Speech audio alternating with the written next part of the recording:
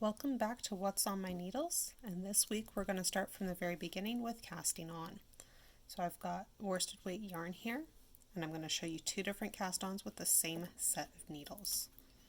So the first one is going to be the one that most people use, which is the long tail cast-on. So I'm going to pull out quite a bit of yarn and make a slip knot. So making a loop and then pulling the yarn through that loop. I'm going to take that and snug it up onto the needles.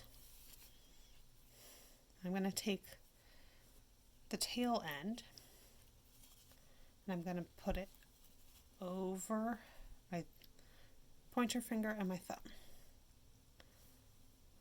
I'm then going to put that over the needle, wrap the other yarn around, pull the loop back, and tighten.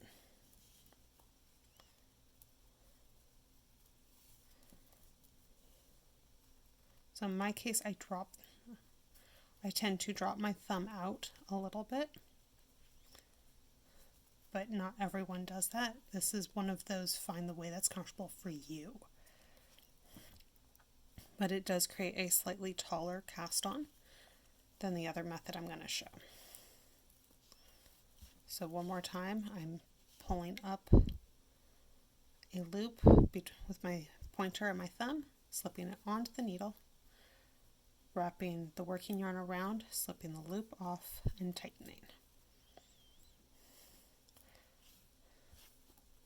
Now I'm going to show you cable cast on. Okay, so for long tail cast on, there is a long tail.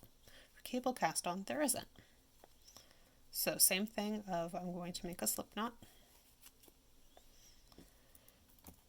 and then I'm going to put it on the needle.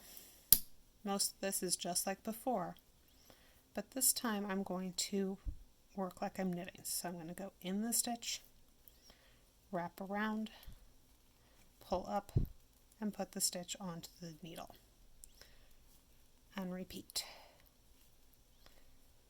So I'm going into the stitch, wrap around, pull up, and then slipping the stitch onto the left-hand needle. There is another variation of this where you're not going through the stitch, you're going in between the last two stitches. And you're pulling up. Creates a slightly different look, but it is essentially the same thing. So those first three were knitting. These last ones were going going in between the stitches. And that's it for today on What's on My Needles, and I hope to see you next week. Bye!